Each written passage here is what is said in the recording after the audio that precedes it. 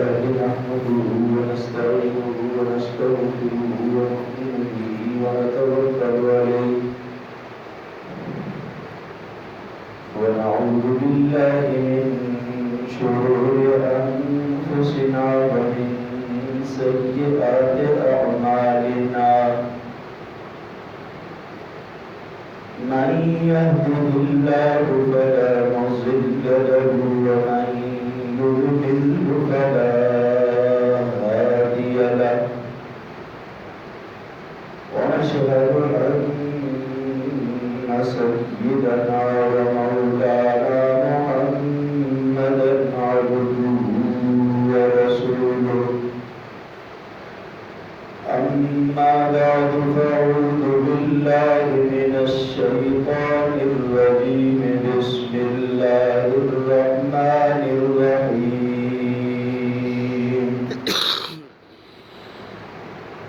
إن مكناهم في الأرض أقاموا الصلاة وآتوا الزكاة وأمروا بالمعروف ونهوا عن المنكر ولله عاقبة الأمور.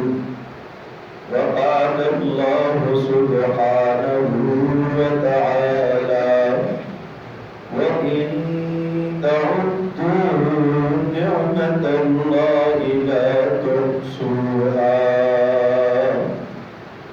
وقال رسول الله صلى الله عليه وسلم يا أبا سفيان أرجئهم بكرامة الدنيا والآخرة أو كما قال رسول الله صلى الله عليه وسلم تركت فيكم أمرين كتاب الله وسنة رسوله أو كما قال رسول الله صلى الله عليه وسلم صدق الله وصدق رسوله النبي الكريم ونحن على ذلك لمن الشاهدين والشاكرين والحمد لله رب العالمين. الذين إن مكناهم في الأرض اگر ہم ایمان والوں کو زمین کی حکومت دے دیں، اگر ان کو ہم ملک دے دیں تو ایمان والے اس ملک کے اندر 4 کام کریں گے. إن مكناهم في الأرض أقاموا الصلاة وآتوا الزكاة. ایمان والے اس ملک میں نمازیں قائم کریں گے، زکاتیں ادا کریں گے. وَأَمَرُوا بِالْمَعْرُوفِ اور لوگوں کو اچھی باتوں کا حکم کریں گے. وَنَهَوْا عَنِ الْمُنكَرِ اور بری باتوں سے منع کریں گے. وَلِلَّهِ عَاقِبَةُ الْأُمُورِ سارے کاموں کا انجام اور نتیجہ اللہ کی طرف لوٹنے والا ہے. اللہ دوسری جگہ ارشاد فرماتا ہے وَإِن تَعُدُّوا نِعْمَةَ اللَّهِ لَا تُحْصُوهَا اگر تم میری نعمتوں کو گنتی کرنا شروع کر دو تو شمار نہ کر سکو گے. إِن شَكَرْتُمْ لَأَزِيدَنَّكُمْ اگر میری نعمتوں کا شکر ادا کرو گے تو میں نعمتوں کو بڑھا دوں گا.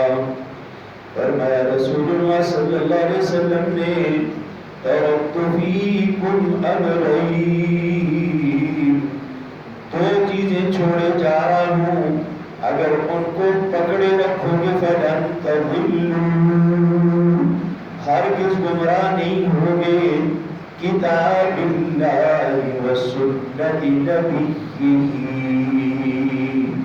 وہ دو چیزیں، ایک تو اللہ کا قرآن ہے اور دوسرا نبی کی زندگی اور نبی کی سنتیں ہیں۔ میرے بھائیو اور دوستوں، کل آنے والا وہ دن ہے جس دن کی سارے پاکستانی تیاریاں کر رہے کہ 14 اگست ہے، کہ پاکستان 14 اگست کو بنا ہے۔ اللہ نے ایمان والوں کو ایک آزاد مملکت دی، ایک آزاد ملک دیا جہاں مسلمان اپنی آزادی سے بغیر کسی پابندی کے، جہاں مسلمان اپنی زندگی گزار سکیں گے، اور اس کے لیے 6 لاکھ سے زائد مسلمانوں نے اپنی جانوں کا نذرانہ پیش کیا۔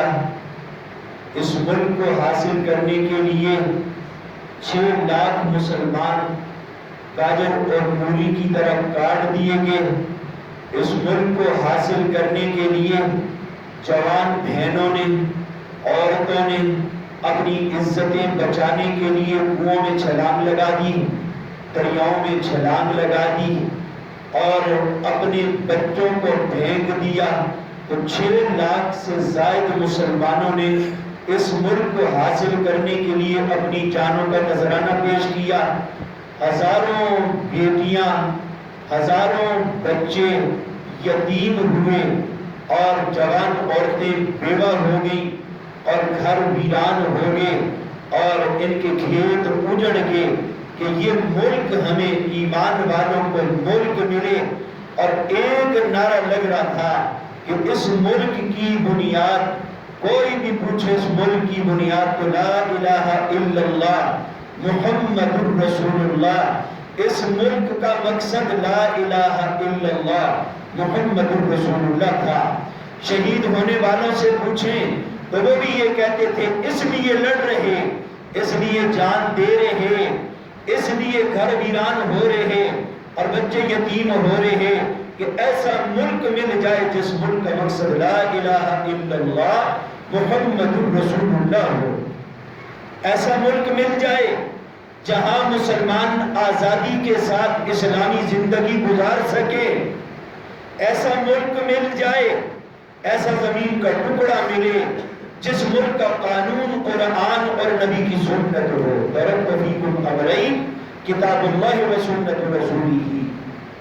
ایسا ملک ملے جس ملک کے اندر قرآن اور نبی کی سنتیں اور احادیث مبارکہ یہ اس ملک کا قانون ہو۔ تو وہ 6 لاکھ مسلمانوں سے زائد جنہوں نے قربانیاں دی ہیں اس ملک کے لیے دی تھی،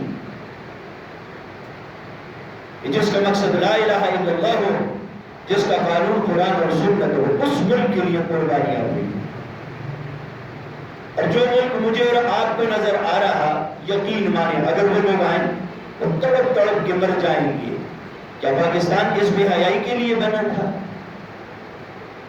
اس بے غیرتی کے لیے بنا تھا جہاں مسجدوں کو گرا کر مندر بنیں گے، جہاں ایمان والوں کے لباس اتار کے ننگا کیا جائے گا، جہاں مساجد کو خالی کر دیا جائے گا، سلمیں کھلے ہوں گے، مساجدوں کو تالا لگے گا، خانقاہیں بند ہوں گی، مکاتب دینیہ کو تالے لگیں گے، مدارس بند ہو جائیں گے۔ کیا اس کے لیے انہوں نے خون دیا تھا؟ کیا اس کے لیے جانیں دی تھی کہ جہاں ایمان والوں کو سجدے کی اجازت نہ ہو، جہاں مساجد گرا کر مندر بنائے دیے ہیں، جہاں مساجد کے بل لاکھوں میں آئے اور مندر کے بل جو ہے ہماری سرکار ادا کرے، مندر کے بل سرکار ادا کرے، اور بڑی عالی شان تعمیرات ہماری سرکار جو ایمان والے غریب سے لے کر بڑی کرسی تک بیٹھنے والے کا مال مندر پہ خرچ ہوگا، چرچ پہ خرچ ہوگا، مسجد پہ پیسہ خرچ نہیں ہوگا۔ اس کے لیے تو انہوں نے جانے نہیں دی تھی، اس ملک کے لیے تو جانے نہیں دی تھی۔ انہوں نے کہا تھا اس ملک کا مقصد ہوگا لا الہ الا اللہ محمد رسول اللہ۔ آج جتنے اوپر سے لے کر نیچے تک جتنے صاحب اقتدار ہیں ان سے ذرا پوچھ لیں یہ ملک بنا کیوں تھا، بھائی ایک بھی یہ جواب نہیں دے گا اس ملک کا مقصد لا الہ الا اللہ محمد رسول اللہ، ایک بھی نہیں بتائے گا اس ملک کا قانون قرآن اور سنت ہوگی۔ یہ تو طرز سے کہنا پڑتا ہے، کہاں قرآن اور سنت؟ ان کو تو قرآن کے لفظ پڑھنے نہیں آتے اوپر سے لے کر نیچے تک، ان کو قرآن کے الفاظ نہیں آتے، اس کا قرآن کا مفہوم کہاں سے سمجھیں گے، نبی کی احادیث کہاں سے سنیں گے، کہاں سے پڑھیں گے؟ ان کو تو قرآن دیکھ کر پڑھنا نہیں آتا، یہ کہاں کہیں گے اس ملک کا مقصد لا الہ الا اللہ محمد رسول اللہ ہے، اس ملک کا قانون کہاں کہیں گے کہ قرآن اور سنت ہے؟ تو میرے بھائیوں اور دوستو، کل آنے والا وہ دن جس کے لیے سارے پاکستانی تیاریاں کریں، 14 اگست آ رہی، خوشیاں منائیں گے، خوشیاں منائیں گے۔ یہ سورۃ حج کی میں نے ایک آیت تلاوت کی ہے، آیت نمبر 41، اللہ کہتا ہے ایمان والوں کو ملک دیں گے، اِمَّكَّنَّاهُمْ فِي الْأَرْضِ، اگر ہم ایمان والوں کو حکومت دے دیں، اگر ہم ان کو حکومت دیں، ملک دے دیں، تو ایمان والے 4 کام کریں گے۔ اِمَّكَّنَّاهُمْ فِي الْأَرْضِ أَقَامُوا الصَّلَاةَ وَآتُوا الزَّكَاةَ، یہ اس ملک کے اندر آزادی کے ساتھ نمازیں پڑھیں گے، آذانیں ہوں گی، مسجدیں کھلی ہوں گی۔ اقاموا الصلاة وآتوا الزکاة، اذانیں ہوں گی، نمازیں پڑھیں گے اور زکاتیں ادا کریں گے۔ امروا بالمعروف، اس ملک کے اندر اچھائیوں کا حکم کریں گے، ونہوا عن المنکر، اور برائیوں سے منع کریں گے۔ یہ ملک کس کام کے لیے اللہ کہتا ہے ایمان والوں کو دیتا ہوں، اس لیے نہیں دیتا ہوں کہ گانے بجانے والوں کو نئے نئے گانے 14 اگست آ رہے ہیں، کنجر نیا والا گانا گائے گا، نئے ڈرامے بنائیں گے، سینموں کے اندر نئی نئی فلمیں چلائیں گے، 14 اگست آ رہی۔ کیا اس نعمت کا یہ شکر ہے کہ اللہ نے اس لیے ملک دیا ہے؟ اللہ تو کہتا ہے حکومت دیتا ہوں تو 4 کام کرنا اس نے، اقاموا الصلاة آتوا الزکاة امروا بالمعروف ونہوا عن المنکر، نمازیں بھی پڑھنا، زکاتیں اور صدقہ و خیرات بھی کرنا، جو برے کام کر رہے ہیں ان کو برائیوں سے روکنا اور لوگوں کو نیک عمل کی ترغیب دینا، قرآن اور سنت کو عام کرنا، قرآن اور سنت کو عام کرنا۔ ملک کو اللہ کہتا ہے اس لیے دیتا ہوں ایمان والوں کو۔ اور پھر آخر میں کہہ دیا غور کر لینا وَلِلَّهِ عَاقِبَةُ الْأُمُورِ، جتنے کام کر رہے ہو میرے پاس آؤ گے، انجام اور فیصلہ پھر میں کروں گا۔ تو میرے بھائیوں اور دوستوں، اللہ نے ملک اس لیے دیا تھا یہاں نمازیں آزادی سے پڑھیں، یہاں کھلے سر عام آزان ہو سکے، یہاں مدارس کھلے ہوں، یہاں قرآن کی تلاوت ہوتی ہو، جہاں نبی کی سنتیں زندہ ہوں، جہاں قرآن کا قانون ہو۔ تو اگر اس ملک میں یہ چیزیں نہیں ہوں گی تو اللہ کہتا ہے میرے پاس آؤ وَلِلَّهِ عَاقِبَةُ الْأُمُورِ۔ تو اللہ نے مجھے اور آپ کو یہ ملک کی نعمت دی ہے، اور نعمت کا شکر ادا کرنا، ان شکرتم لازیدنکم، اللہ کہتا ہے میں نعمت دیتا ہوں، اگر نعمت کا شکر ادا کرو گے میں نعمت کو بڑھا دوں گا۔ یہ چھوٹا سا ٹکڑا دیا ہے، اس پر شکر ادا ہو تو اللہ پورے براعظم ایشیا ایمان والوں کے حوالے کر دے گا۔ ان کے پاس اسلحہ ہو یا نہ ہو، ان کے پاس فوج ہو یا نہ ہو، اللہ کہتا ہے بڑی حکومت ان کو دوں گا۔ اور اللہ نے اس زمانے میں، جس زمانے میں سارا باطل اکٹھا ہوا، پوری دنیا کا کفر اکٹھا ہوا، اللہ کو نہ ماننے والے سارے ایک طرف اور بکے ہوئے مسلمان بھی ایک طرف، افغانستان کے سیدھے سادے پگڑی والے داڑھی والے صرف کلمہ نماز کی بات کرنے والے، کوئی صحابہ کے زمانے کے لوگ نہیں ہیں، پوری دنیا کے کفر کو اللہ نے کر کے دکھایا، شکست دے کے بتایا کہ یہ دیکھو ان کا صرف ظاہر بنا تھا، پتہ نہیں اندر کی کیا حالت ہوگی۔ ظاہری شکل و صورت لباس ان کا سنت کے موافق، ان کی پگڑی سنت جیسی اور ان کے اعمال بظاہر سنت جیسے، اگر پورے کفر کو کلٹی کر کے بتا دیا کہ ظاہر بنا ہوگا تو پوری کفر کا طاقت ہوگی۔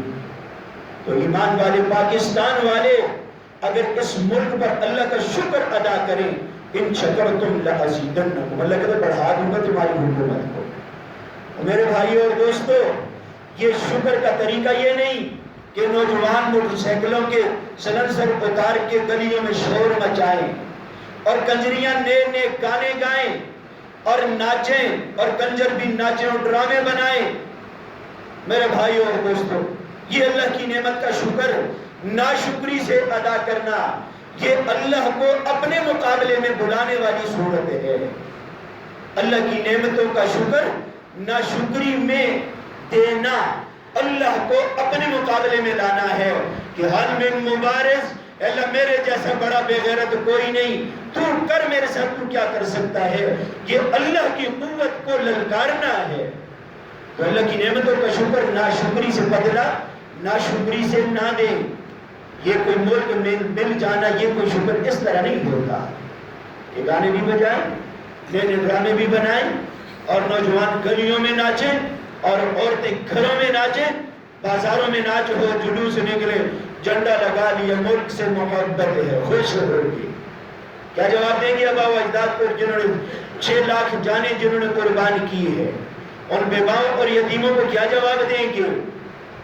اللہ کو کیا جواب دیں گے؟ اللہ نے اس لیے حکومت دی ہے۔ اور جب کبھی بھی ذرا قرآن کو کھول کے دیکھیں، قرآن کو کھول کے دیکھیں، جب بھی اللہ کی نعمت کا، اللہ کو شکر، جب بھی اللہ کی نعمت کا شکر ادا نہیں ہوا، نعمت کے مقابلے میں انسانوں نے گناہ کیے ہیں، اللہ تعالیٰ نے ان کو بدل کر رکھ دیا، ان کو بدل کر اللہ نے رکھ دیا۔ میں 3 صورتیں بتاتا ہوں۔ بیت اللہ تھا، ایک مرد اور عورت۔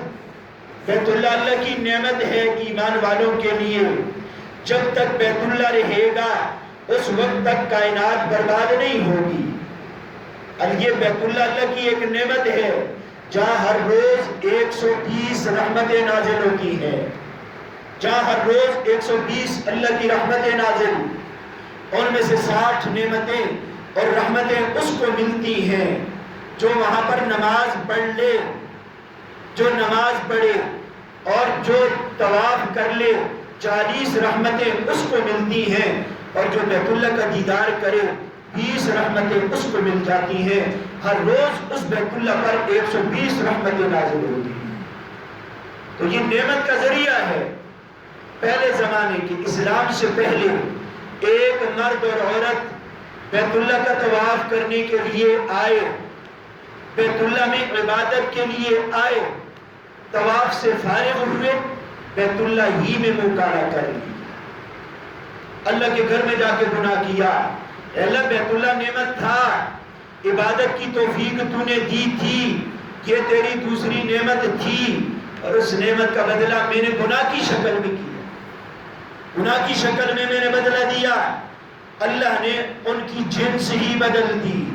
نائلہ کو اللہ تعالیٰ نے ایلاف اور نائلہ، ایلاف مرد کا نام تھا، نائلہ عورت تھی، اللہ نے پتھروں کا بنایا، اللہ نے جنس ہی بدل کے رکھ دی۔ اللہ کے مقابلے میں آئے کہ ہم تیرے بیت اللہ میں بھی گناہ کریں گے، تو ہمارے مقابلے میں آجا، تو کیا کر سکتا ہے؟ اللہ کی قسم، آج بھی اللہ الحی القیوم ہے، اللہ زندہ ہے، اللہ قائم ہے، آسمانوں کو سہارا دینے والا وہ ہے، آسمانوں کو روکنے والا وہ ہے۔ آج سارے کہتے ہیں کورونا کے ٹیکے لگائیں گے، فلانا کریں گے، سارے مر جائیں گے، اللہ کی قسم ایک بھی نہیں مرے گا اللہ کی منشا کے بغیر۔ ساروں کو 2 نہیں 10 ٹیکے لگائیں۔ اگر میرے اللہ نے لکھا ہوا ہے تو کسی کا بات بچا نہیں سکتا، اگر میرے اللہ نے نہیں لکھا تو کروڑوں ٹیکے لگاتے رہے، کچھ بھی نہیں ہوگا، کچھ بھی نہیں ہوگا۔ ہمارا یہ عقیدہ ہے، ہمارا یہ یقین ہے، ہم جس اللہ کو پوجتے ہیں، الحی القیوم لا تأخذہ سنۃ ولا نوم، میرا اللہ نہ سویا ہوا ہے، نہ اس کو اونگ آتی ہے، نہ وہ مردہ ہے، وہ زندہ ہے، وہ ساری کائنات کا نظام چلانے والا ہے۔ تمہارا ایلاف نے اور نائلہ نے بیت اللہ کے اندر جا کے ناقدری کی. جب نعمت کی ناقدری ہو تو اللہ تعالیٰ پہلی صورت یہ اللہ جنس ہی بدل دیتا ہے. انسانیت سے اللہ نے پتھروں کا بنا دیا. تبدیلی کی دوسری صورت کہ ایمان والے جب گناہ کر رہے ہیں، تبدیلی کی دوسری صورت ایمان والے، کافروں کا نہیں کہہ رہا، ایمان والے جب نعمت کی ناقدری کرتے ہیں، ایمان والے جب اللہ کے مقابلے میں آتے ہیں تو اللہ تعالیٰ کبھی کبھار جنس نہیں بدلتا، اللہ صورتوں کو بدل دیتا ہے. حضرت داؤد علیہ السلام کے زمانے میں بنی اسرائیل کو یہ کہا گیا ہفتے والے دن تم نے مچھلی کا شکار نہیں کرنا. ایمان والوں کو کہا جا رہا، کافر نہیں کہا ہفتے والے دن شکار نہیں کرنا. یہود نے ہیلہ بازی کی، انہوں نے دریاؤں کے قریب میں بڑے بڑے تالاب بنائے اور ان میں نالیاں کھودی. ہفتے والے دن مچھلیاں وہاں جمع کرتے تھے اور پھر پیچھے نالی بند کر دیتے تھے. اتوار کو پکڑتے تھے، ہفتے کو نہیں پکڑتے، اتوار کو تھے، سوموار کو تھے. لیکن ہفتے والے دن پکڑنے کا ایک ہیلہ اختیار کیا، ایک بہانہ بنایا. یہ مچھلیاں پکڑنے کا بہانہ ہے. اللہ کے مقابلے میں آئے، اللہ کے حکم کو توڑا، ہیلہ بازی کی. تھے ایمان ہی، نیچے کے جسم اسی طرح تھے. اللہ تعالیٰ نے جوانوں کو بندر بنا دیا اور جو بوڑھے تھے اللہ نے ان کو خنزیر بنا دیا. مسلمانوں کو بنایا، کافروں کو نہیں. تو ایمان والا جب اللہ کے مقابلے میں آتا ہے تو اللہ اس کی جنس ہی بدل دیتا ہے، جس طرح اللہ نے انسانوں کو پتھر کا بنا دیا. اور ایمان والا جب اللہ کے مقابلے میں آتا ہے اللہ اس کی شکل و صورت کو بدل دیتا ہے. اللہ پھر اس کو خنزیر بنا دیتا ہے، اللہ اس کو بندر بنا دیتا ہے. تبدیلی کی تیسری صورت، تبدیلی کی اللہ کی، خان صاحب کی تبدیلی نہیں، اللہ کی جو تیسری تبدیلی آتی ہے بغیرتوں کے لیے، تیسری تبدیلی یہ کہ اللہ دلوں پر مہر لگا دیتا ہے. ختم اللہ علی قلوبہم وعلی سمعہم وعلی ابصارہم. اللہ دلوں پر مہر لگاتا ہے، اللہ کانوں پر مہر لگا دیتا ہے، اللہ آنکھوں پر مہر لگا دیتا ہے. یہ حق دیکھ نہیں سکتا، یہ حق سن نہیں سکتا، یہ حق بول نہیں سکتا. اور حق سن بھی لے، دیکھ بھی لے، بول بھی لے، دل پر اثر نہیں ہوگا. اللہ نیکیوں پر مہر لگا دے گا، نیکیوں کی توفیق کو سلب کر دے گا اور گناہوں کی محبت اس کے سینوں میں ڈال دے گا. اللہ یہ تبدیلی پیدا کرے گا ایمان والوں کے لیے، کافروں کے لیے نہیں. مسلمان کہتا ہے مولوی صاحب نماز پڑھنے کو دل ہی نہیں کرتا. کہاں سے دل کرے گا؟ نماز کہاں سے پڑھنے کو دل کرے گا؟ رسول پاک علیہ السلام دونوں روایتیں ہیں، یا تو ظہر کا وقت تھا یا جمعے کی نماز کا وقت تھا. رسول پاک صلی اللہ علیہ وسلم اذان ہوئی، نبی کے ساتھی تجارت میں مشغول تھے، نبی کے ساتھی تجارت میں مشغول تھے. نبی علیہ السلام نے حضرت بلال سے کہا اذان دو. رسول پاک علیہ السلام نے ناراضگی کا اظہار کیا اور یہاں تک فرمایا اگر مسجد کے اندر اگر نمازیوں کو بکری کے کھر دیے جاتے تو سارے آ جاتے، بکری کے کھر دیے جاتے تو سارے نماز کے لیے آ جاتے. تو میرے بھائی اور دوست، آج مساجد میں نظر کچھ نہیں آتا، نماز میں نظر کچھ نہیں آتا. نظر اس وقت آئے گا جب آنکھ بند ہونے کا وقت آئے گا. حتی یغرغر، یہاں تک کہ سانس جب ادھر اٹکے گا. ملک کا وزیر اعظم بھی اور صدر بھی اور ملک پہ دھڑے پر بیٹھنے والا بھی اس کو پتہ چلے گا اس نماز کا کیا فائدہ تھا، اس روزے کا کیا فائدہ تھا، اس صدقہ و خیرات کا کیا فائدہ تھا. پھر پتہ چلے گا اس کو جب سانس یہاں اٹکے گی. کہتے ہیں مولوی صاحب بھائی نماز کو دل نہیں کرتا، تو اللہ نے توفیق سلب کر لی، گناہوں کی وجہ سے دل کالے ہو گئے. یہ اللہ بندے کے اندر تبدیلی پیدا کرتا ہے جب بندہ اللہ کی نعمتوں کا شکر ادا نہیں کرتا.